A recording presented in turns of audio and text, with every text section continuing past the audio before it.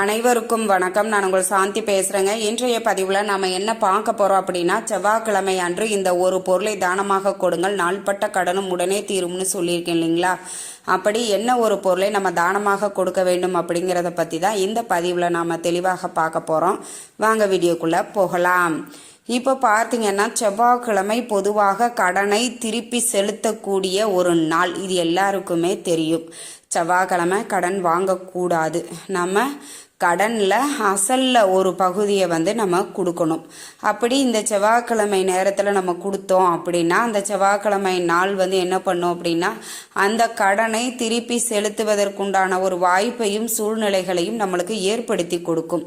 அதனால் கண்டிப்பாக நீங்கள் என்ன பண்ணுங்கன்னா, செவ்வாய்க்கிழமை நாளில் இப்போ உங்களுக்கு ரொம்ப நாளாக கடன் இருக்குது, அந்த கடனை திருப்பியே கொடுக்க முடியலை, நாங்கள் அசலுக்கு மேலே வட்டி கட்டிட்டோம், ஆனாலும் எங்களால் அந்த அசல் அமௌண்ட்டை கொடுக்க முடியாமையே போகுது. இது 1 வருஷம் 2 வருஷம் இல்லைங்க, ஒரு 10,000 ரூபாய் கடனை கிட்டத்தட்ட நாங்கள் 2-3 வருஷமாகவே பண்ணிகிட்டு இருக்கிறோம். அந்த கடனை என்னால் திருப்பி கொடுக்க முடியலை அப்படின்னு ரொம்ப நாள்பட்ட கடனாக இருக்கும் பட்சத்தில் செவ்வாய்க்கிழமை நாளில் நீங்கள் பார்த்தீங்கன்னா, அந்த அசலில் ஒரு பகுதி உங்ககிட்ட எவ்வளோ இருக்குதோ, ஒரு 500 ரூபாய் இருக்குது, ஒரு 1000 ரூபாய் இருக்குது அப்படின்னா, அந்த அமௌண்ட்டை அந்த நபர்கிட்ட இது அசலில் வச்சுக்கோங்க, நீங்கள் வட்டியில் வச்சுக்காதீங்க, நான் திருப்பி மீதி இருக்கக்கூடிய பணத்தை நான் மறுபடியும் உங்கள்கிட்ட கொடுத்துட்றேன் அப்படின்னு சொல்லி அந்த செவ்வாய்க்கிழமையில் நீங்கள் கொடுத்துட்டு வரும்பொழுது உங்களுடைய கடன் பிரச்சனை படிப்படியாக குறைந்து அந்த கடனை சீக்கிரமாகவே நீங்கள் திருப்பி கொடுக்கக்கூடிய வாய்ப்பையும் சூழ்நிலைகளையும் ஏற்படுத்தி கொடுக்கும்.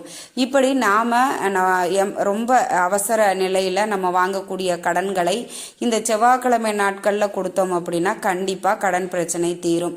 முடிந்த வரைக்குமே இந்த செவ்வாய்க்கிழமை நாட்களில் நகைகளை அடமானம் வைப்பதையோ இல்லை வேற ஒருத்தர்கிட்ட இருந்து நம்ம கடனாக வாங்குறோம், ஒரு அமௌண்ட் வாங்குறோம் அப்படின்னா கூட இந்த செவ்வாய்க்கிழமை நாட்களில் வாங்குவதை தவிர்த்திடுங்க. இந்த செவ்வாய்க்கிழமை நாட்களில் நீங்கள் கடன் வாங்கினீங்க அப்படின்னா அது அவ்வளவு சீக்கிரமாக உங்களால் திருப்பி கொடுக்கவே முடியாது. அதனால் கண்டிப்பாக இந்த செவ்வாய்க்கிழமைகளில் நீங்கள் கடன் வாங்குவதையே தவிர்த்து விடுவது அப்படிங்கிறது ரொம்பவே நல்லது. அடுத்தது நகை கடன் வாங்குறோம் அப்படின்னா கூட அந்த செவ்வாய்க்கிழமையில் நீங்கள் நகைகளை கொண்டு போய் அடமானம் வைக்கிறீங்க, ஒரு பேங்க்ல வைக்கிறீங்க அப்படின்னா கூட அந்த நகைகளை உங்களுக்கு திருப்ப முடியாமல் ரொம்பவே நீங்கள் கஷ்டப்படக்கூடிய சூழ்நிலை ஏற்படும். அதனால தான் இந்த செவ்வாய்க்கிழமை அன்று கடன் வாங்குவதையோ நகைகளை அடமானம் வைப்பதையோ தவிர்க்க வேண்டும் அப்படின்னு சொல்கிறாங்க. அதே மாதிரி பார்த்தீங்கன்னா, செவ்வாய்க்கிழமை நாட்களில் நாம் கடன் தீர்வதற்கு ஏற்கனவே துவரம்பருப்பை முருகன் கோவிலுக்கு தானமாக கொடுக்கணும் அப்படின்னு சொல்லியிருக்கோம். அதோடு சேர்த்து இப்போ நான் சொல்லக்கூடிய இந்த ஒரு பொருளையும் நீங்கள் தானமாக கொடுங்க.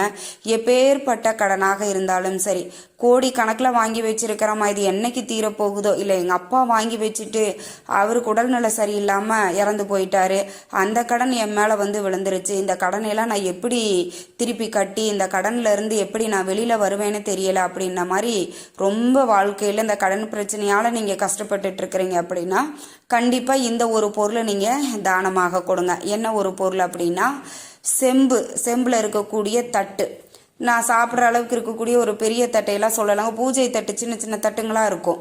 அது மாதிரி நீங்கள் செம்பில் இருக்கக்கூடிய தட்டு, செம்பு உலோகத்தால் இருக்கக்கூடிய தட்டை வாங்கி கொடுக்கணும். இந்த பித்தளை வாங்கி கொடுக்கலாமா, இல்லை வேறு எவர் சில்வர் இதெல்லாம் வாங்கி கொடுக்கலாமா அப்படின்னு கேட்பீங்க. அந்த மாதிரி தட்டுக்களை விட இந்த செம்பு உலோகங்களை நம்ம தானமாக கொடுக்கும் பொழுது நம்மளுடைய கடன் பிரச்சனை 1 ரூபாய் கூட மிச்சம் இல்லாமல் கடன் பிரச்சனை முற்றிலுமாக தீரக்கூடிய ஒரு அதிசக்தி வாய்ந்த பொருள் அப்படின்னா இந்த செம்பு உலோகத்தால் இருக்கக்கூடிய பொருள் தான்.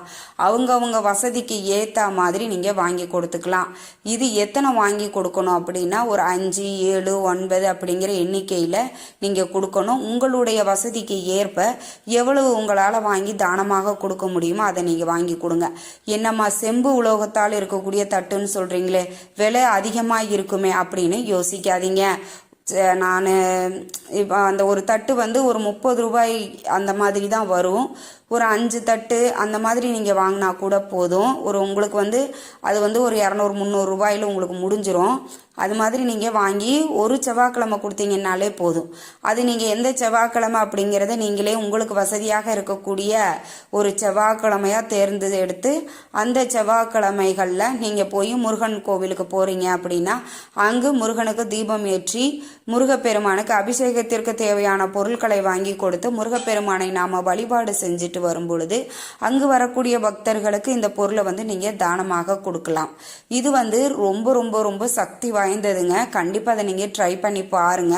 இந்த செம்பு உலோகம் என்ன பண்ணோம் அப்படின்னா நம்மக்கிட்ட இருக்கக்கூடிய பிரச்சனைகளை தீர்க்கக்கூடியது இந்த செம்பு பாத்திரம்.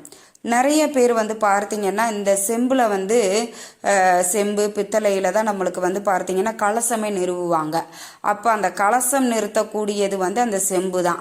அப்போது இந்த செம்பு உலோகத்திற்கு பார்த்தீங்கன்னா நல்ல அதிர்வலைகளை ஈர்க்கும் சக்தி அதிகமாக இருக்குது. இது நம்ம தானமாக கொடுக்கும் பொழுதும் சரி, இது முருகப்பெருமானுக்கு உகந்த உலோகம் அப்படிங்கிறதுனாலையும் இந்த பொருளை நாம் தானமாக கொடுக்கும் பொழுது கண்டிப்பாக நம்மளுடைய கடன் பிரச்சனை அப்படிங்கிறது தீர்ந்து நம்ம வாழ்க்கையில செல்வ செழிப்பு அப்படிங்கிறது ஏற்படுத்தும்.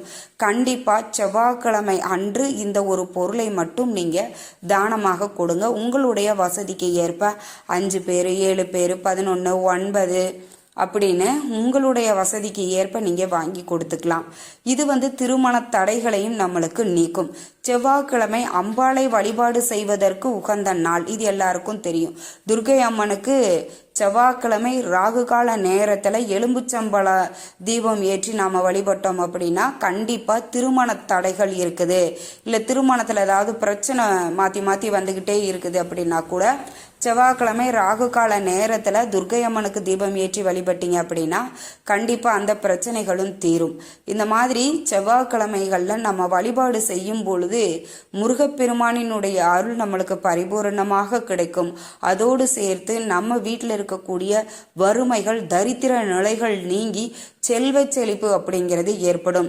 பொதுவாகவே நாம் தினந்தோறும் வழிபாடு செய்ய முடியாதவர்கள் கூட செவ்வாய்க்கிழமை வெள்ளிக்கிழமை நாட்களில் வழிபாடு செய்வாங்க. அப்படி அந்த செவ்வாய்க்கிழமை ரொம்ப எளிமையாக நீங்கள் வீட்டிலேயே வழிபாடு செய்யலாம். இப்போ ஒரு சிலர் என்ன பண்ணுவாங்க, எங்களால் கோவிலுக்கு போக முடியாதுமா, இந்த பொருளை கோவிலில் வச்சு தான் தானமாக கொடுக்கலாமா, இல்லை வீட்டிலேயே சாமி திருவுருவப்படம் இருக்குது, முருகப்பெருமானின் திருவுருவப்படம், அங்கே நாங்கள் வழிபாடை முடிச்சுட்டு வீட்டுக்கு இருக்கக்கூடிய அக்கம் பக்கத்தில் இருக்கிறவங்களுக்கு கொடுக்கலாமா அப்படின்னு கேட்பீங்க. அதுவும் நீங்கள் தாராளமாக செய்யலாம். கோயிலுக்கெல்லாம் போக முடியாது, இல்லை வீட்டுக்கு அருகில் முருகன் கோவில் இல்லை அப்படின்னா உங்கள் வீட்டில் இருக்கக்கூடிய முருகப்பெருமானின் திருவுருவப்படத்திற்கு முன்பாக தீபம் ஏற்றி வழிபாடுகள் அனைத்தையும் செய்து முடித்த பிறகு அந்த தட்டையும் நீங்கள் பூஜையில் வச்சு வழிபட்ட பிறகு அந்த தட்டை எடுத்து அக்கம் பக்கத்தில் இருக்கிறவங்களுக்கும் நீங்கள் இதை கொடுக்கலாம். இதில் 2 முறைகளையுமே நான் சொல்லிட்டேன். இதில் எது உங்களுக்கு வசதியாக இருக்குதோ அதை தேர்வு செஞ்சு ஏதாவது ஒரு செவ்வாய்க்கிழமை இந்த செம்பினால் ஆகக்கூடிய தட்டு தான் கொடுக்கணும்னு இல்லை. உங்கள் வசதி இருக்குதுன்னா அதுக்கு தகுந்த மாதிரி செம்பு உலோகத்தால் இருக்கக்கூடிய எந்த பொருள் வேண்டுமானாலும் நீங்கள் தானமாக கொடுக்கலாம். இது உங்களுடைய கடன் பிரச்சனை தீர்வதோடு செல்வ செழிப்பை கண்டிப்பாக ஏற்படுத்தும். முருகன் மேல் நம்பிக்கையோடு செய்யுங்கள். நிச்சயம் உங்களுக்கு கை மேலே பலன் கிடைக்கும். இந்த தகவல் உங்களுக்கு ரொம்பவுமே பயனுள்ளதாக இருந்திருக்கும்னு நினைக்கிறேன். வீடியோ பிடிச்சிருந்தா லைக் பண்ணுங்கள், ஷேர் பண்ணுங்கள், கமெண்ட் பண்ணுங்கள். இந்த பதிவை உங்களுடைய உற்றார் உறவினர்கள் நண்பர்களுக்கும் ஷேர் பண்ணுங்கள். அவங்களும் பார்த்து பயன்பெறட்டும்.